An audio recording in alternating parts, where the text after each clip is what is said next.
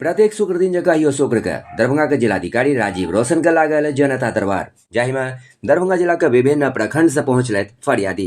ओतय आयल तमाम फरियादी से जखन बेरी बेरी से बजा के जिलाधिकारी सुनलनि समस्या और उचित कार्रवाई करबाक देलनि आश्वासन। जिलाधिकारी के जनता दरबार में पहुंचल कईएक फरियादी से हमू सब जखन गप केलहुं तो सब की कहलनि और सुनै छी। देखिए पानी के लिए देखिए बहुत जगह कष्ट है, पानी और पीने में बहुत कष्ट होता है, बाहर से लाना पड़ता है, लान पर नहीं है। हमको बार बार देखिए तबीयतें खराब रहता है, कोई देखने वाला क्या चाह रहे हैं आप? चापाकल के लिए चाहिए नल। चापाकल नहीं आप लोग? नहीं। कौन सा जगह? रामनगर। कितने की आबादी है? 10 नंबर वार्ड है। कितना आबादी है? वो जगह आबादी जगह करीब 60-70 घर है। कितनी दिक्कत हो रही है पानी के बगैर? खास करके सबको तो है, हमारे पास में बहुत कष्ट है, नहीं है। यानी सरकारी चापाकल नहीं होते? नहीं, दिक्कत होता है, बहुत दिक्कत। नल जल योजना वाला पानी भी नहीं है? कुछ नहीं। कौन सा प्रखंड हुआ है? रामनगर। थाना कौन सा हुआ? बहादुरपुर। क्या नाम हुआ आपका? राम सुगार्थ यादव। क्या चाह रहे हैं?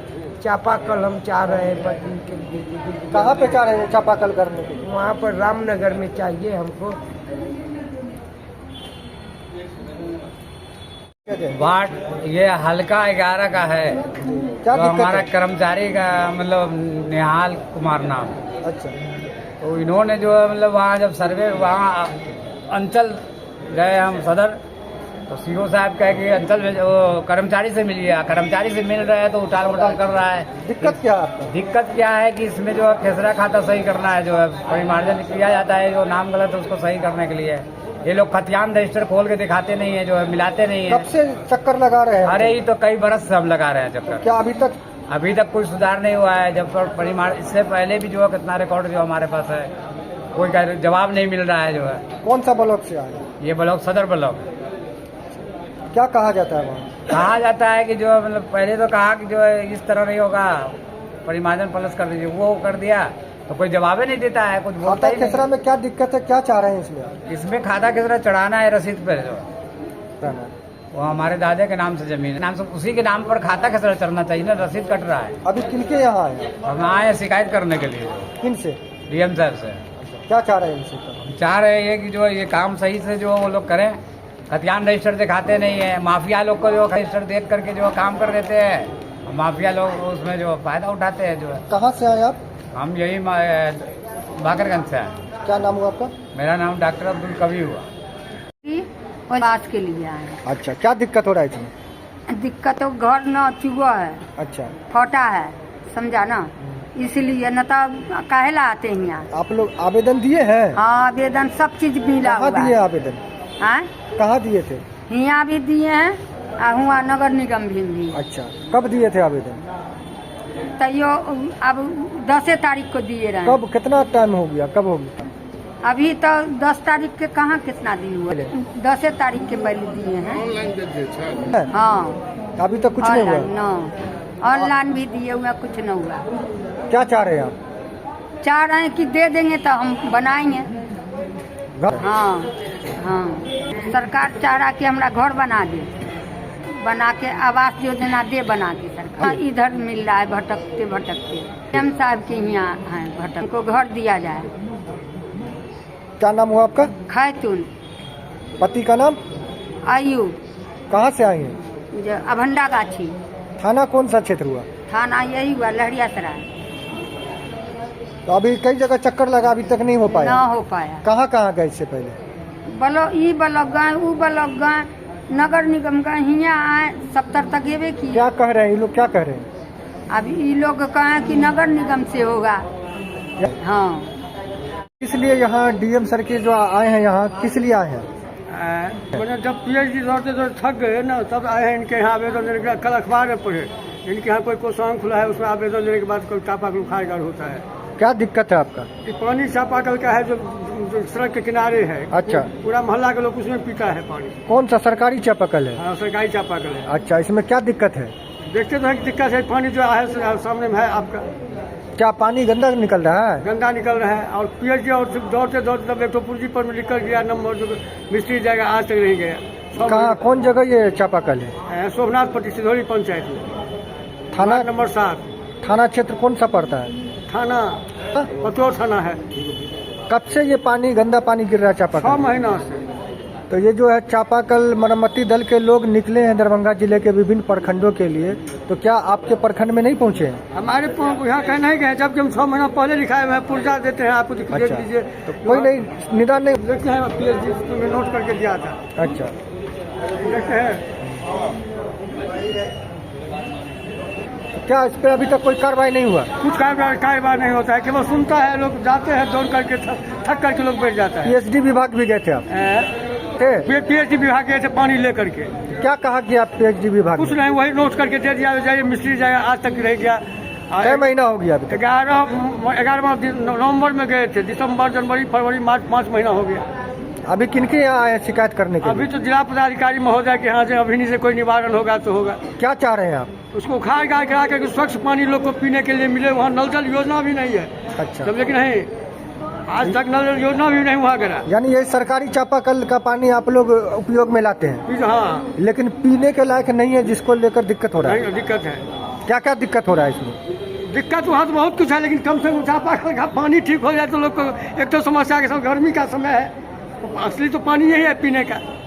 पहले तो यही पानी बहुत स्वच्छ आता था तो पीते थे, अब गंदा पानी आता है, इसी से खाना बनाते हैं, इसी को पीते हैं, देखते मैंने, और मैंने किसी तरह से मैंने पीने लायक नहीं है ये पानी। कोई भी देखेगा पीने लायक नहीं है। कब से ये स्थिति बना हुआ गंदा पानी गिर रहा है? 5 महीना से, 5 महीना पहले देखने के लिए PhD ऑफिस गए थे। किस जगह पे ये चापाकल है? सोमनाथपट्टी में, वार्ड नंबर 7 है ना, रोड के किनारे में है। सोमनाथपट्टी शिवशंकर मिश्र के यहाँ दरवाजे किनारे है। अच्छा, क्या नाम हुआ आपका? शिवशंकर मिश्र। कहाँ से आए आप?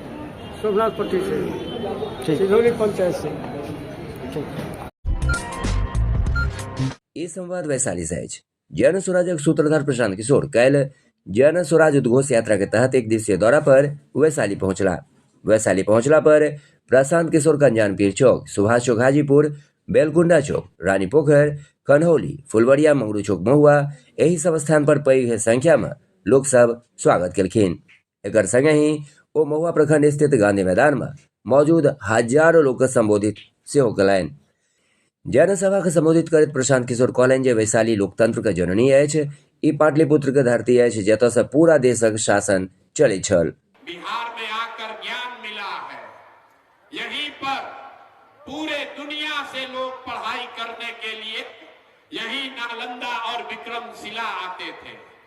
1500 साल तक पूरे देश का शासन यही पाटलिपुत्रा बिहार से चलता था, गुजरात से नहीं।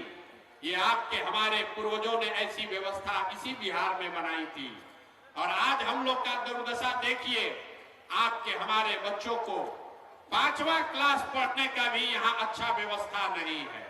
और 5-7 हजार रुपया के रोजी रोजगार मजदूरी के लिए आपके पति, आपके बेटा को वो अपना घर परिवार छोड़ के पूरा साल कहीं हरियाणा, पंजाब, तमिलनाडु, गुजरात, महाराष्ट्र में चक्कर नौकरी करना पड़ता है।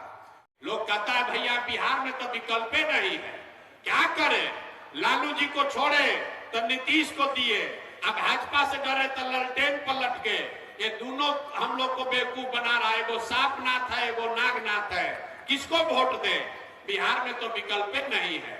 इसीलिए 2 बरस पैदल चल के 5000 गांव में, आपके महुआ में भी कई दिन पैदल चले हैं।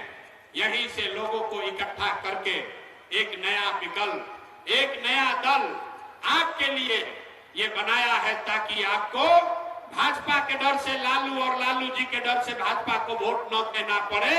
इसके लिए नया दल, नया विकल्प बनाया गया, जिसका नाम है, नाम क्या है? जोर से बोलिए, नाम क्या है? जन सुराज। जन सुराज का मतलब क्या? सुराज मतलब सुंदर राज।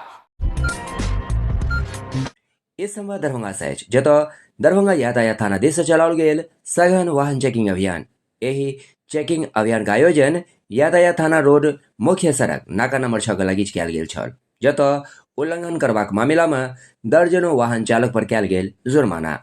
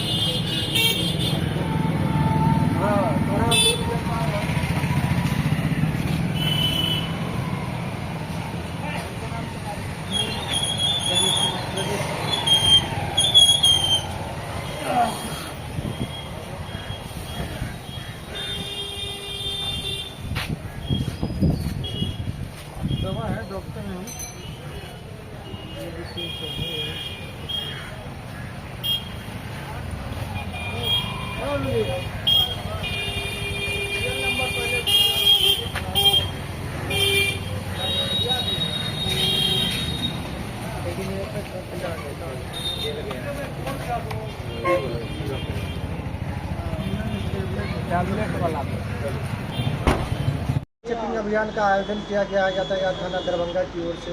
किस तरह के वाहनों को चेक किया गया? यहाँ पे 2 पहिया वाहन, 3 पहिया वाहन और 4 पहिया वाहन सभी वाहनों का चेकिंग किया जा रहा है, जिसमें 2 पहिया वाहन को स्पेशली हेलमेट चेकिंग किया जा रहा है। आगे चलाने वाले और पीछे बैठने वाले दोनों का हेलमेट पहनना अनिवार्य है, इसलिए ज़्यादा फोकस 2 पहिया वाहन वाला पे का हेलमेट पहनाने के लिए किया जा रहा है, क्योंकि जीवन अनमोल है और जो चालक हैं उनका भी जीवन अनमोल है और जो पीछे बैठने वाले हैं उनका भी जीवन अनमोल है। वो चाहे पुरुष हो, महिला हो, बच्चे हो, सबका जीवन अनमोल है। उसके बाद जो 4 व्हीलर वाले हैं, जो 4 व्हीलर वाले हैं सीट बेल्ट लगा के नहीं चलते हैं, उनको भी चेकिंग किया जा रहा है, उनको भी चालान काटा जा रहा है। और 3 पहिया वाहन जो है ई-रिक्शा, ऑटो रिक्शा, उसको भी चेकिंग किया जा रहा है। जिनके पास ड्राइविंग लाइसेंस नहीं है उनको टाइम दिया जा रहा है कि आप 15 दिन के अंदर ड्राइविंग लाइसेंस बनवा लें, अन्यथा आपके गाड़ी पर चालान काटा जाएगा और कार्रवाई किया जा रहा है। इसी तरह से सभी गाड़ी का चेकिंग किया जा रहा है। हेलमेट नहीं रहने पर कितना फाइन किया जा रहा है? हेलमेट नहीं रहने पर चलाने वाले का भी 1000 है और पीछे बैठने वाले का भी 1000 है। तो यहाँ पे जो अगर ड्राइविंग लाइसेंस अगर किसी के पास नहीं हुआ तो ऐसे लोगों को क्या होगा? और ड्राइविंग लाइसेंस जिनके पास नहीं रहता उनका चालान काटा जा रहा है। और ई-रिक्शा वाले का और ऑटो वाले के लिए हम लोग जागरूकता अभियान चलाए हैं। सभी को रोक करके जागरूक करते हैं कि आप लोग ड्राइविंग लाइसेंस लेकर के ही अपना गाड़ी को चलाएं। अभी तक कितने लोगों पे जुर्माना किया? अभी तक करीब 34 आदमी पे जुर्माना किया गया है। किस किस मामले में किया? 34 बिना हेलमेट का किया गया है और उसमें करीब 6-7 किया गया है आपके जाके ई-रिक्शा वाले का, और 4 किया गया है एक्सेस पैसेंजर, जो ऑटो वाले एक्स्ट्रा पैसेंजर बैठाए रहते हैं, ड्राइविंग सीट पर बैठाए रहते हैं, स्कूल बच्चे को बैठाए रहते हैं एक्स्ट्रा, उनका किया गया है। यानी उल्लंघन करने वाले कोई भी गुजरेंगे सड़क से तो उपाय नहीं? हाँ बिल्कुल, आज तो पुलिस वाले का भी चालान कटा है, प्रतिदिन कटता है, लेकिन वो जब पकड़ाते हैं तो उनका भी काटा जाता है। आज भी एक सब इंस्पेक्टर रैंक के पदाधिकारी थे जो बिना हेलमेट के जा रहे थे, उनका भी चालान काटा गया है। कितने का चालान? 1000 का। क्या उद्देश्य है ये चेकिंग अभियान का? ये चेकिंग अभियान का मेन उद्देश्य है कि लोग घर से निकलते हैं और फिर घर वापस सुरक्षित लौटें। इसमें है जीवन अनमोल है। मेरा जो मेन उद्देश्य है कि लोग सुरक्षित यात्रा करें, अपने गंतव्य पर सुरक्षित पहुँचें, और सुरक्षित तभी पहुँचेंगे जब वो हेलमेट का प्रयोग करेंगे, यातायात नियम का पालन करेंगे। कहाँ पे ये चेकिंग अभियान? ये अभी नाका 6 के पास हो रहा है चेकिंग, यातायात थाना की? यातायात थाना की तरफ से। ये अपना परिचय दें। कुमार गौरव, यातायात थानाध्यक्ष दरभंगा। इस संवाद समस्तीपुर से आज भोला टॉकीज गुमती पर पुल निर्माणक संबंध में समस्तीपुर के स्थानीय विधायक अख्तरुल इस्लाम शाहीन का ताजा बयान सामने आयल है और सुनै छी की सब कहे छथि विधायक अख्तरुल इस्लाम शाहीन। समस्तीपुर की जनता को बहुत बहुत बधाई। जिस भोला टॉकीज गुमटी के लिए समस्तीपुर की जनता बहुत परेशान रहती थी, जिसको मैंने पिछले 12 वर्षों से 13 वर्षों से लगातार अनवरत परिश्रम करके विधानसभा में उठाने का काम किया। हर असेंबली में जब भी असेंबली खुलता था मेरा एक क्वेश्चन भोला टॉकीज गुमटी पे जरूर रहता था और विभागीय मंत्री को हम मजबूर करते थे कि वह जवाब दे और घोषणा करे कि कब इसका निर्माण कराएंगे। 2500 बार विभाग के मंत्री ने आश्वासन दिया कि शीघ्र प्रक्रिया चल रही है, शीघ्र कराएंगे और कई बार आश्वासन मिला। माननीय मुख्यमंत्री जी से भी मेरी 4-5 मुलाकात हुई भोला टॉकीज आरओबी के लिए और मुख्यमंत्री जी फिर इसका काम मिल भी गया। माननीय मुख्यमंत्री के द्वारा शिलान्यास भी 4 महीने पहले 3 महीने पहले आके किया गया, जिस पर हमने आपत्ति दर्ज किया था कि अभी टेंडर प्रक्रिया चल रहा है। बीच में ही मुख्यमंत्री जी शिलान्यास कर दिए थे, लेकिन वर्क ऑर्डर मिल गया। हरी कंस्ट्रक्शन बेगूसराय की कंपनी है, उसको मिला है 12% बिलो रेट पर वर्क अलॉट उनको हुआ है। लगभग 2 हफ्ते गुजर गए, 3 हफ्ते गुजर गए, उनको काम मिले हुए। तो मुझे लगता है कि अब किसी चीज की शक शुबा नहीं है और आने वाले 12 महीने के अंदर अंदर समस्तीपुर शहर को भोला टैगिज गुमटी पूर्ण निर्माण के साथ मिल जाएगा और भोला टैगिज आरओबी का निर्माण 12 महीने में पूरा हो जाएगा और इससे समस्तीपुर की जनता को बहुत लाभ मिलेगा। बहुत दिन से प्रतीक्षा में लोग थे, अथक परिश्रम हम सब लोगों का था, तमाम सामाजिक संगठन के लोगों का था, कई राजनीतिक संगठन का था, धरना प्रदर्शन तमाम चीजें हो रही थी। आज सफलता मिली है, सरकार मजबूर हुई है, टेंडर हो गया, वर्क ऑर्डर मिल गया और काम प्रारंभ की प्रक्रिया शुरू होनी है और 12 महीने में कार्य पूर्ण होना है। बहुत बहुत धन्यवाद, बहुत बहुत बधाई। इस समय दरभंगा से बरकत और रहमत का महीना माह रमजान एखन चल रहा है। ओते दरभंगा में रमजान उल मुबारक महीना के तेसर जुमा का नमाज अदा करबाक लेल अलग अलग मस्जिद में नमाजी सभा के भीड़ देखबा में आयल। पूरा मस्जिद नमाजी सबसे भरल छल। जुमा के नमाज के तस्वीर इस्माइलगंज मस्जिद और मदरसा इमदादिया मस्जिद से भेटल अछि।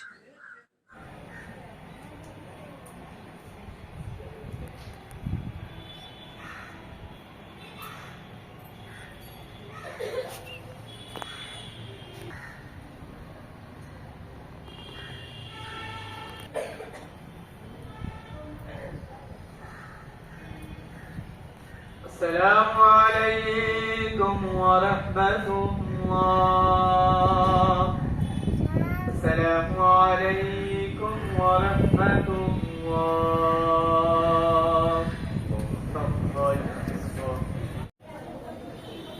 अल्लाहु अकबर।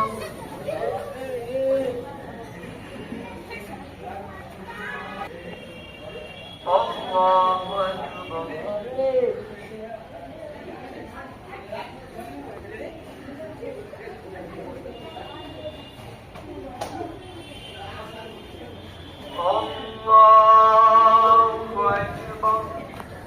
अल्हम्दुलिल्लाहि रब्बिल आलमीन अर्रहमानिर रहीम मालिकि यौमिद्दीन इय्याका नअबुदु व इय्याका नस्तईन इहदिनस सिरातल मुस्तकीम सिरातल लज़ीना अन'अमता अलैहिम गैरिल मग़्दूबि अलैहिम वलद्दाल्लीन। इज़ा जाअ नस्रुल्लाहि वल फ़त्ह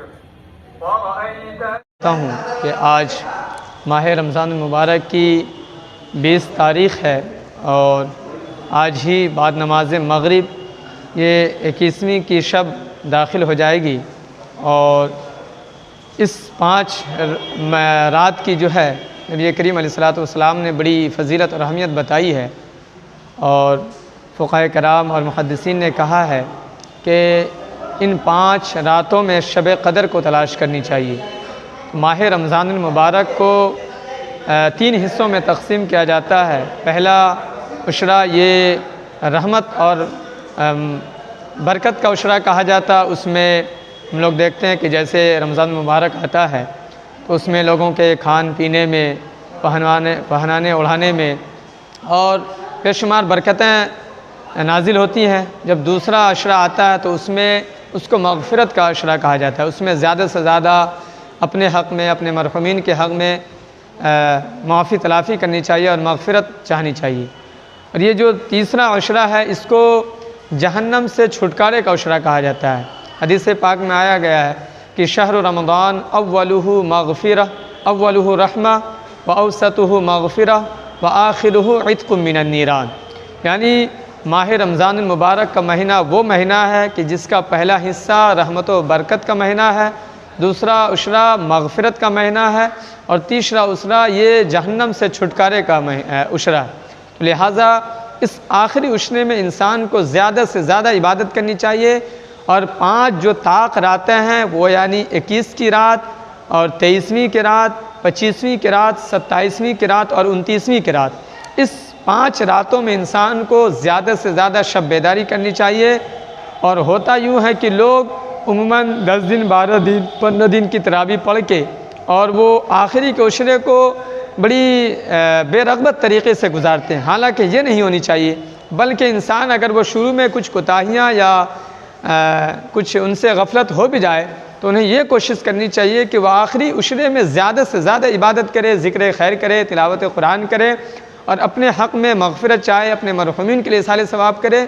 तो इस आखिरी उशरे में हम और आपको ज़्यादा से ज़्यादा सदक़ात व खैरात करनी चाहिए, मग़फ़िरत चाहनी चाहिए अपने मरहुमीन के लिए, घर बार के हक़ में, सेहत व तंदुरुस्ती के लिए, रिज़्क़ में वसाअत के लिए, रिज़्क़ हलाल खाने के लिए, इन सब चीज़ों के लिए ज़्यादा से ज़्यादा रब की बारगाह में एक दुआ करनी चाहिए और इस आखिरी उशरे को एक यादगार उशरा बनानी चाहिए। एतकाफ़ भी किया जाता है जब रमज़ान का जो 20 रोज़ा हो जाता है, तो क्या एतकाफ़ के बारे में? जी, एतकाफ़ माह रमज़ान मुबारक के आखिरी उशरे में जो 10 दिन का एतकाफ़ है, ये सुन्नत मुअक्कदा और हर वो मस्जिद जहाँ पे नमाज बाजमात होती हो वहाँ पर किसी न किसी शख्स को एतकाफ़ में बैठना ये एक तौर से सुन्नत किफ़ाया है कि अगर कोई भी शख्स मोहल्ले से नहीं बैठता तो सब के सब गुनहगार होंगे। अगर कोई भी एक दो फ़र्द बैठ जाते हैं तो सारे के सारे बरी ज़िम्मा हो जाएंगे। और एतकाफ़ की बड़ी फ़जीलत आई है, ख़ुद कुरान करीम में अल्लाह तबारक व तआला ने फरमाया व अहिदना इला इब्राहीम व इस्माईल अन तहिरा बैतिया लित्ताइफीन वल आकिफीन वरुक्का सुजूद, यानी हमने अपने जलीलुल क़द्र पैगम्बर इस्माईल और इब्राहीम से ये अहद लिया कि वो हमारे घरों को यानी खाने काबा को साफ़ कर दें नमाजियों के लिए और एतकाफ़ करने वालों के लिए और रुकू और सुजूद करने वालों के लिए। तो अल्लाह रब्बुल इज़्ज़त ने इसमें मुअतकिफ़ीन के लिए भी फरमाया गया कि अपने जलीलुल क़द्र पैगम्बर को फरमाया कि वो घरों को साफ़ कर दें। तो इससे पता चलता है कि यकीनन एतकाफ़ की बड़ी अहमियत है और हमारे प्यारे आका सल्लल्लाहु अलैहि वसल्लम का मामूल रहा है।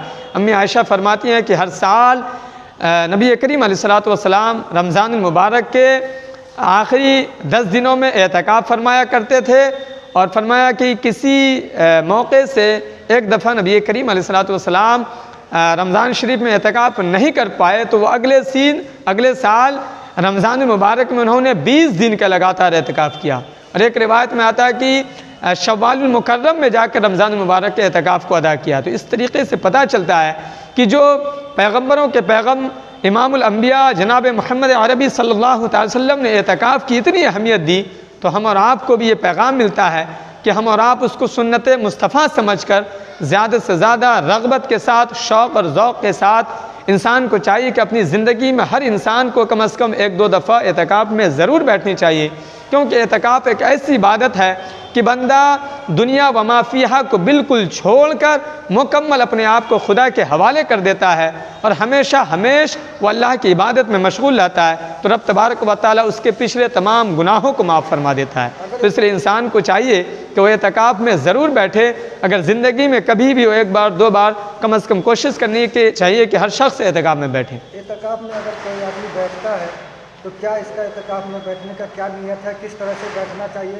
अगर कोई ज़रूरत पड़ता है तो क्या मस्जिद से बाहर जा सकते हैं, किन कामों के लिए जा सकते हैं? जी, एतकाफ़ में बैठने का जो फ़ुक़हा कराम ने तरीक़ा बताया है वो ये है कि आज यानी 20वीं रमज़ान को सूरज गुरूब होने से पहले इंसान मुकम्मल तैयारी के साथ आ जाए और फिर जब वो आ जाए तो मस्जिद में किसी एक ख़ास हिस्से को मुतय्यन कर ले और लोगों से ज़्यादा बातचीत ना करे, वो हमेशा अपनी इबादत और रियाज़त में मशगूल रहे।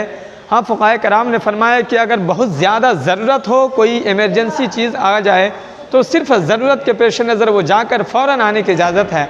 और यूँ ही अगर किसी मस्जिद में बैतुल खुला या नहाने धोने का इंतज़ाम नहीं है तो क़ज़ाए हाजत के लिए जाने की इजाज़त है, वरना वो दीगर कामों के लिए, घरेलू कामकाज के लिए इंसान ना जाए। अलबत्ता ये कहा गया कि अगर कोई कारोबार से जुड़ा है तो सिर्फ ज़रूरत के पेश नज़र वो एक बात कर सकता है, लेकिन कोशिश ये करे कि ज़्यादा से ज़्यादा गैर ज़रूरी बात और गैर शरई बात ना करे, वरना इंसान 10 दिन एतकाफ़ भी कर लेगा और उसको सवाब के बजाय उसको कहीं ना कहीं अल्लाह का इताब भी हो सकता है। तो इसलिए अगर जो इंसान एतकाफ़ में बैठे तो वो मुकम्मल दिलजोई के साथ बैठे और अपने आप को 10 दिन की खातिर दुनिया व माफ़िया को बिल्कुल मुकम्मल तर्क कर दे, वो अपने आप को मुकम्मल अल्लाह के हवाले कर दे और अल्लाह की बारगाह में अपने आप को सुपुर्द करे।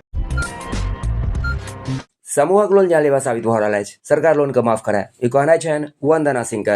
ये संवाद समस्तीपुर से है।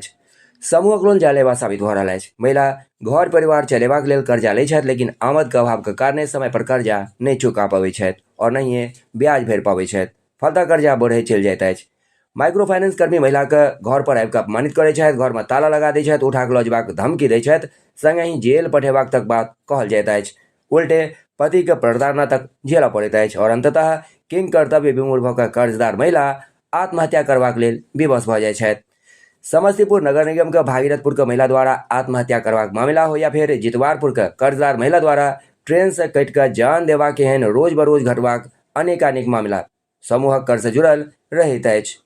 ई सब गप महिला संगठन एपोवा सह भाकपा माले राज्य सचिव सदस्य वंदना सिंह संवाददाता से एकटा अनौपचारिक भेंट के दौरान कहलनि। बदलो सरकार बचाओ बिहार के नारा से गुजल जिला मुख्यालय पर सीपीआई और सीपीएम का हजारों कार्यकर्ता के लाइन आक्रोशपूर्ण प्रदर्शनी संवाद दरभंगा से अछि। कल भारतीय कम्युनिस्ट पार्टी भारत का कम्युनिस्ट पार्टी मार्क्सवादी का राज्यव्यापी संयुक्त आह्वान पर दरभंगा जिला समाहरणालय पर आक्रोशपूर्ण जुलूस प्रदर्शन और आम सभा सीपीआई के जिला सचिव नारायण जी झा और सीपीएम के जिला सचिव अविनाश ठाकुर मंटू के संयुक्त अध्यक्षता में किया गया। प्रदर्शन किया जा रहा है, किनके समक्ष किया जा रहा है, किन मांगों को लेकर? आज सीपीआई सीपीएम के संयुक्त तत्वावधान में पूरे बिहार के अंदर जिला समाहरणालय पर में प्रदर्शन जो है और रैली निकाला जा रहा है। उसका मुख्य कारण है सूबे बिहार के अंदर और देश के अंदर महंगाई चरम सीमा पर है, बेकारी चरम सीमा पर है, भ्रष्टाचार चरम सीमा पर है, बाढ़ सुखाड़ का कोई निदान नहीं हो रहा है, गरीब बास के लिए गरीबों को भूमि आवंटित करने का सवाल है, बिहार सरकार नहीं कर रही है, वृद्धों को पेंशन का सामाजिक सुरक्षा पेंशन का सवाल है, हजार सामाजिक सुरक्षा पेंशनधारियों का पेंशन जो है लंबित तमाम अंचलों में पड़ा हुआ है और इसके साथ ही बेरोजगार भटक रहे हैं। काम के लिए न सरकार उन्हें रोजगार की व्यवस्था करती है, न बेरोजगारी भत्ता की व्यवस्था करती है। इसलिए आज इन तमाम सवालों पर में सीपीआई और सीपीएम तमाम जिला मुख्यालय पर में प्रदर्शन करके समाहर्ता के माध्यम से बिहार सरकार को चेतावनी देने का काम करेगी कि बिहार सरकार तुम इन समस्याओं का निदान नहीं करोगे तो आने वाले दिनों में हम दोनों सीपीआई सीपीएम के लोग संयुक्त रूप से आंदोलन संघर्ष को विकसित करेंगे और सरकार को मजबूर करेंगे और 2025 के चुनाव में बिहार से इस भाजपा नीतीश सरकार को उखाड़ कर हटाने का काम करेंगे। जिला सचिव सीपीआई नारायण जी झा। पूरे बिहार में भ्रष्टाचार है, भ्रष्टाचार चरम सीमा से ज्यादा हो चुका है। 20 बरस से नीतीश कुमार बिहार का जो मुखिया है वो जनता को चॉकलेट चुसाने का काम किया है और धड़ल्ले से कहता है कि हम प्लेन रोक देंगे। प्लेन कैसे रोक देगा गरीबों का? प्लेन रोकने के लिए सकरी, रैयाम, अशोक पेपर मिल, इस तरह का मिल बंद है। जब मिल बंद है तो प्लेन की जो रेशियो है वो तो और 2 गुना ज्यादा बढ़ गया है। इसी तरीके से महंगाई है, इसी तरीके से थाना पर भ्रष्टाचार है। हर जगह कोई भी कर्जालय, ये मुखिया बिहार के मुखिया नीतीश कुमार के जमाने में जिस कर्जालय पर जाइए बेगर पैसा का एक भी काम होने नहीं जा रहा है। अभी इंदिरा आवास का आया है, एक वार्ड में 20 ठोके हैं और पूरे वार्ड से पैसा वसूली करने का काम कर रहा है, कोई देखने सुनने वाला नहीं है। यही सब सवालों को लेकर के आज पूरे बिहार में भारतीय कम्युनिस्ट पार्टी या सीपीआईएम एक साथ ज्वाइंट होकर के हर जगह लड़ाई को अंजाम देगा और नीतीश कुमार को कुर्सी पर से उतार देने का निर्णय लिए हुआ है, उतार देगा और नया बिहार बनाने का सपना हम लोग देख रहे हैं। अपना परिचय इसी बातों के साथ हम अपनी बात को खत्म करते हैं। मेरा नाम मोहम्मद कलाम हुआ, हायाघाट अंचल सचिव। किन मांगों को लेकर आज आप लोग जो है सड़क पर उतरे? हमारा नौजवानों के विषय पर मुख्य मांग है, जो हम लोग जो है अभी सीपीआई और सीपीएम के संयुक्त आह्वान में पूरे बिहार में जो है सो आंदोलन कर रहे हैं। तो नौजवानों का मुख्य मांग है, नौजवानों को रोजगार दो, नहीं तो बेरोजगारी भत्ता 10,000 रुपया मासिक दो। और हमारा मांग है जब वृद्धों को 400 में दम नहीं और 3,000 से कम नहीं, 400 रुपया में कुछ नहीं होने वाला है। एक वृद्ध लोगों का जो है 400 में 1 महीना का दवा भी नहीं हो पा रहा है। इसीलिए हम कहना चाहते हैं 400 में दम नहीं, 3000 से कम नहीं। और ये जो है तो 2 किलो अनाज 1 किलो अनाज जो है बांट करके आप सरकार क्या दिखाना चाहती है। हम मांग करते हैं जो 35 किलो प्रत्येक परिवार को जो है सो अनाज दिया जाए एवं तमाम विषयों को लेकर के बंद पड़े सभी कल कारखाने हैं, अशोक पेपर मिल है, रैयाम चीनी मिल है और तमाम तरह के उद्योग को जो है दरभंगा जिला के अंदर से बंद कर दिया गया है और नौजवान जो है सो बेकारी की स्थिति में जो है सो सड़क पर में घूम रहे हैं और गलत रास्ते को जो है सो मजबूर हो रहे हैं अपनाने के लिए। हम तमाम भी मांगों को लेकर के जो है आज जो है सीपी और सीपीएम के नेतृत्व में हम लोग जो है सो आए हैं और जो है सो अपनी सरकार से मांग रख रहे हैं। अखिल भारतीय नौजवान संघ जिला सचिव दरभंगा। बिहार से पलायन हो रहा है, बड़े पैमाने पर पलायन बिहार से हो रहा है। हम कहना चाहते हैं जो आज जो फाइनेंस कंपनी है उसके माध्यम से जो आज ग्रुप लोन मिल रहा है उसमें भयंकर शोषण हो रहा है।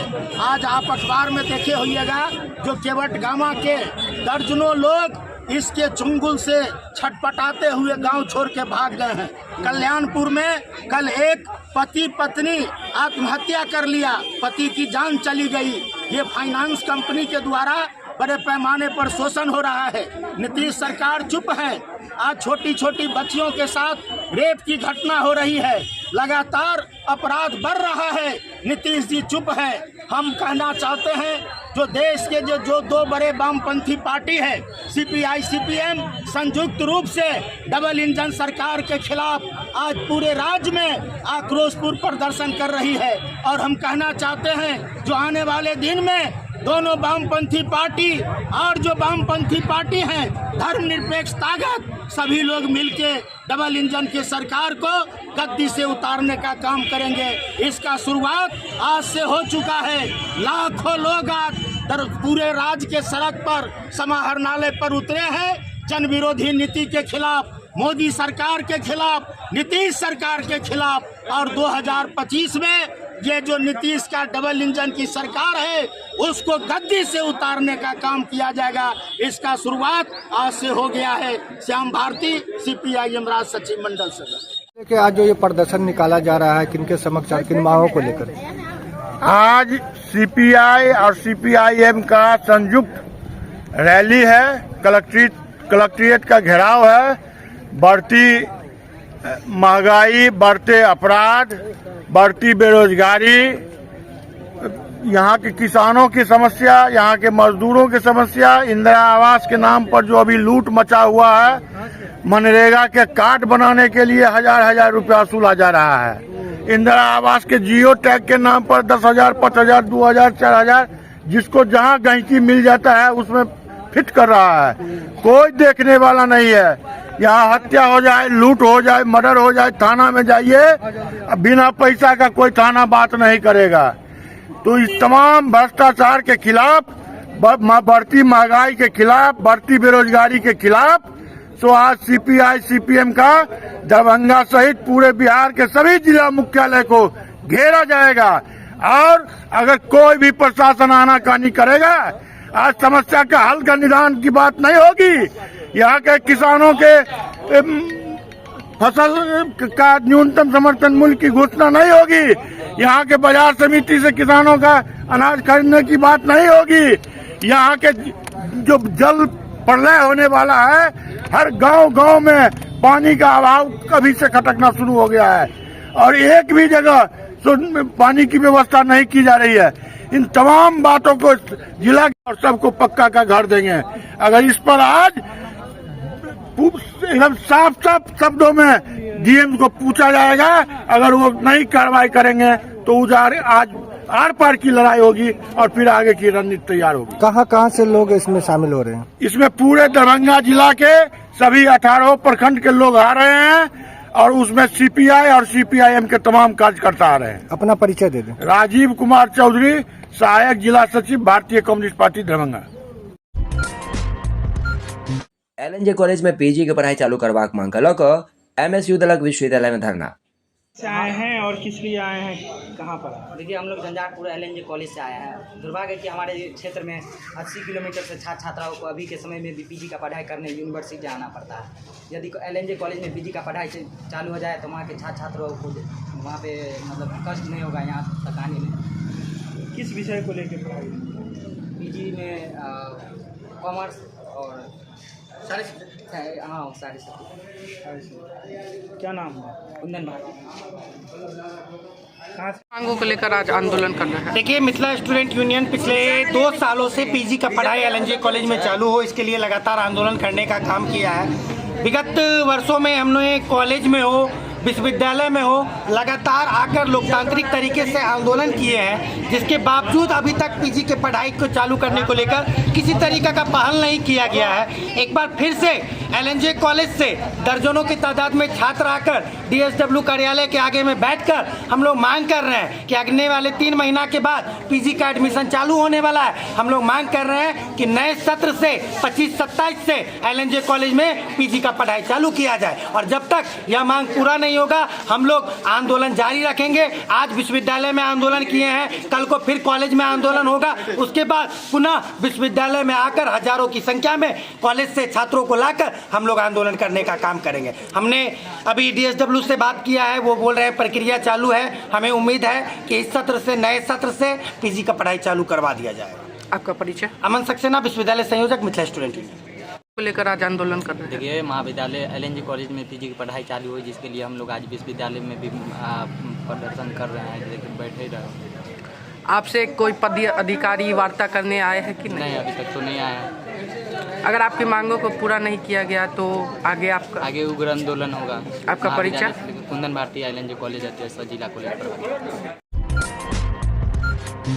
दरभंगा शहर का लहरी असराय स्थित आर्ट एंड गैलरी प्रेक्षागृह दरभंगा स्टेडियम में बिहार सूरी प्रतिनिधि सभा 2025 कार्यक्रम का आयोजन 23 मार्च रवि दिन किया जाए। इससे संबंधित तमाम तैयारी के लेकर सूरी समाज दरभंगा दिस प्रेस वार्ता का आयोजन किया गया। दरभंगा में प्रतिनिधि सम्मेलन हो रहा है, जो कि स्वजातीय है सूरी बंधुओं का।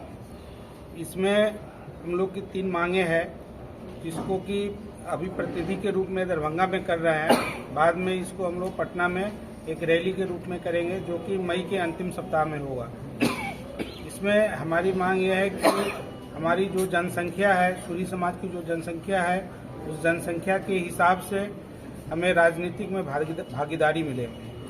दूसरा ये है कि हमें अति पिछड़ा में शामिल किया जाए, क्योंकि हमारा जो काम है वो व्यवसाय है, और व्यवसाय में अन्य जाति के आने की वजह से हमारे व्यवसाय काफ़ी मंदा पड़ गया है, और जिसके वजह से हमारी शैक्षणिक योग्यता भी कम हुई है।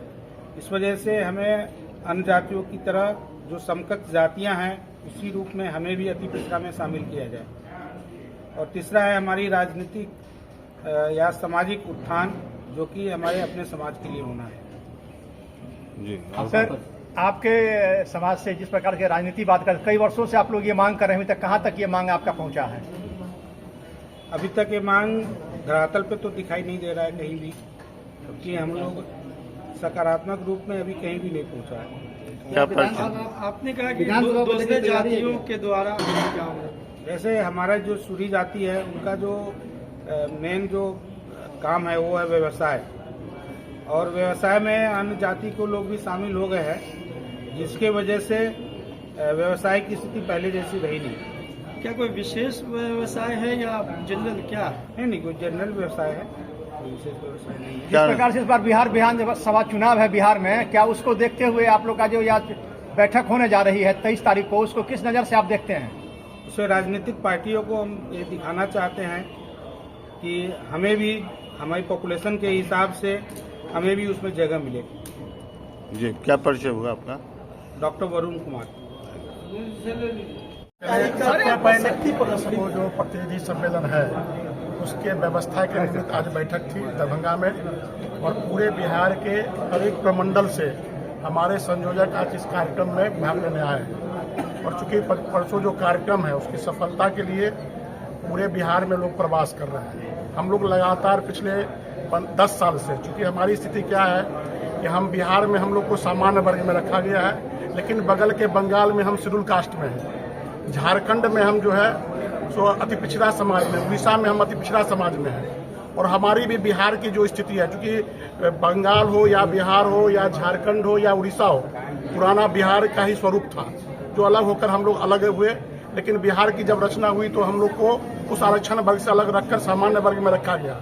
लेकिन जब हम पूरे 15 से लेकर के और आज तक पूरे गांव-गांव में हम घूमे हैं और पूरे बिहार के जब सूर्यों की दुर्दशा देखते हैं तो उसमें सबसे बड़ी है कि आरक्षण जो अन्य समाज को मिला, जिसकी आवश्यकता थी या नहीं थी, ये सरकार के विषय के, लेकिन राजनीतिकरण किया गया आरक्षण देने में, जिसके कारण आज हमारा सूरी समाज राजनीतिक रूप से पिछड़ेपन का शिकार हो रहा है। आज एक मुखिया बनने के लिए भी आरक्षण की जरूरत पड़ती है, तो उसमें भी हम लोग सटीक नहीं बैठते हैं। इसलिए इस कार्यक्रम के माध्यम से हम सरकार को चेताना चाहते हैं। पूर्व में भी हमने सदन में इस बात को बहुत गंभीरता से उठाया था कि मुंगेरी लाल जो आयोग बना था अति पिछड़ा वर्ग के लिए, उस मुंगेरी लाल के रिपोर्ट में भी है कि सूरी समाज को अति पिछड़ा वर्ग में रखा जाए, लेकिन आज तक सरकार उस पर ध्यान नहीं दी है। सदन में भी हमने सरकार को चेताया था कि हमारा सूरी समाज अति पिछड़ा वर्ग में आने लायक है, उसको क्यों नहीं अति पिछड़ा वर्ग में रखा जाए, लेकिन सरकार ने भी इसको गंभीरता से नहीं लिया। तो अब सीधी लड़ाई है कि हम लोग के समाज के उत्थान के लिए, क्योंकि लोकतंत्र में राजनीति एक बहुत बड़ा हथियार होता है, अपनी बात को राजनीतिक रूप में रखने के लिए ही हमको विधायकों की संख्या चाहिए सदन में। इसके लिए हमारी जो भागीदारी है पूरे बिहार में, लगभग हमारी जो जनसंख्या है उस अनुसार से कम 25 सीट हमारे वर्ग के लोग को मिलना चाहिए बिहार के जनसंख्या के अनुपात में। लेकिन आज कोई भी राजनीतिक दल हम लोग के नहीं जगह रहने के कारण, हम लोग को संगठित नहीं रहने के कारण आज हमारी भागीदारी के हिसाब से हिस्सेदारी नहीं दे रही है। इसलिए हम लोग पूरे बिहार के जनप्रतिनिधि और का सम्मेलन दरभंगा में कर करके और एक योजना बना करके कि पटना में कब हम लोग को सरकार को, क्योंकि लोकतंत्र में मुंडी की पूजा होती है, तो इसलिए हम सरकार को दिखाना चाहते हैं कि हम इस अधिकार के लिए संघर्ष करने के लिए तैयार हैं, हुंकार करने के लिए तैयार हैं। यदि आप हमारी बात नहीं मानती है, क्योंकि सरकार से ही आग्रह करेंगे, क्योंकि देने का अधिकार सरकार को ही है। अगर सरकार हमारी बात को नहीं मानती है तो फिर हम लोग निर्णय करेंगे कि आगे आगामी चुनाव में हमारे वर्ग का वोट किस दिशा में जाना चाहिए, जिससे हमारे वर्ग का विकास हो सके। बस इसी के लिए आज हम लोग ये प्रेस। सुमन कुमार महासेठ, पूर्व MLC। प्रतिनिधियों का हार्दिक स्वागत, अभिनंदन। आज सूरी समाज समिति के नेतागण आपके बीच उपस्थित हुए हैं अपनी व्यथा को लेकर।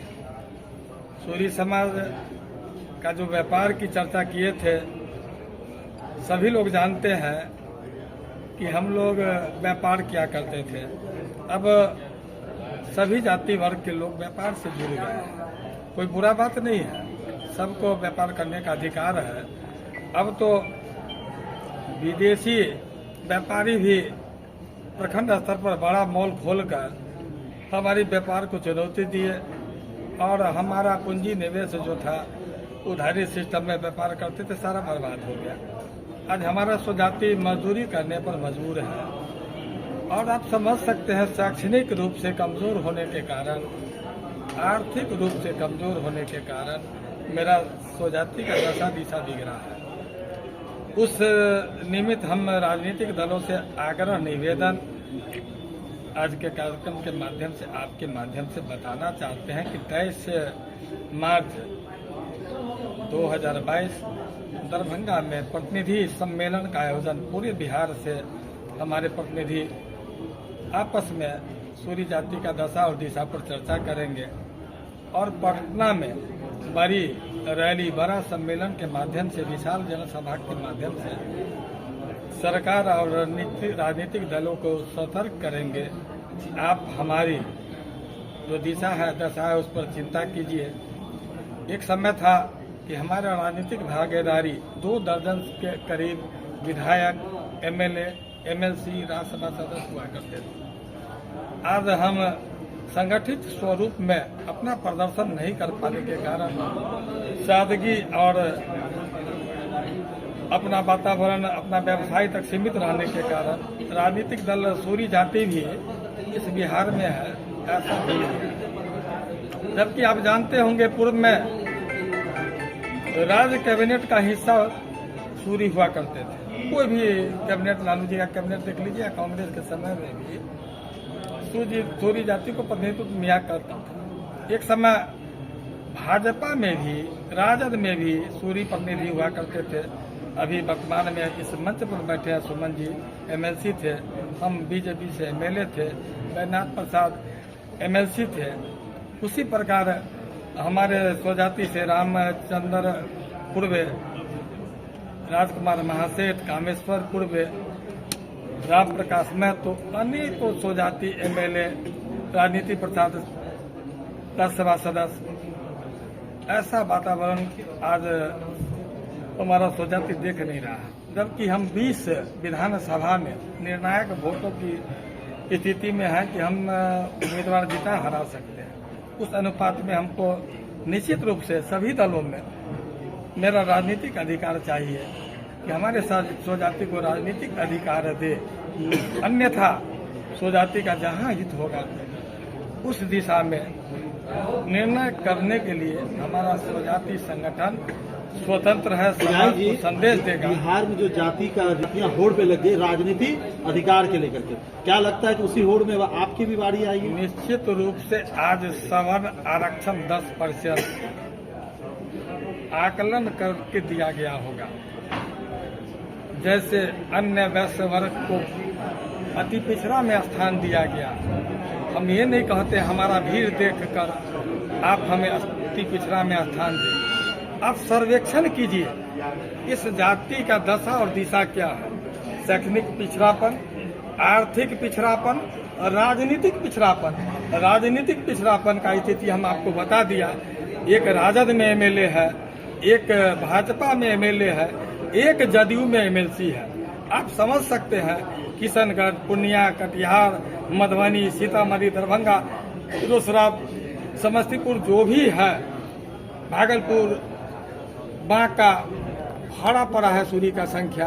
इन राजनीतिक दलों को नहीं दिखता है कि यहाँ से इस जाति का संख्या अधिक है, इसलिए राजनीतिक तक भूल रहा है। कोई हम दूसरे का अधिकार हनन नहीं चाहते हैं। हमारा जितना आबादी है उसके अनुपात में हमें हिस्सेदारी मिले। हमारा जो शैक्षणिक, आर्थिक, राजनीतिक पिछड़ापन है उस पिछड़ापन को दूर करने के लिए हमारे स्वजाति को अति पिछड़ा में स्थान दे। निश्चित रूप से हम अभी आगे कर रहे हैं। आगे हम राजनीतिक दलों को चुनौती देंगे पटना रैली के माध्यम से। आप हमारा चिंता कीजिए, हम आपका चिंता करेंगे। वैसा समाज को एकजुट प्रेक्षागृह में 22 तारीख को 11 बजे, 23 तारीख को 11 बजे आप सब भी रहिएगा। जाति आप लोग को अधिकार से वंचित है, इनको अधिकार दीजिए। दोनों आदमी का समन्वय सूरी को अधिकार निश्चित रूप से दिलवा देगा। 25 सीट पर हम निर्णय 1-2 जय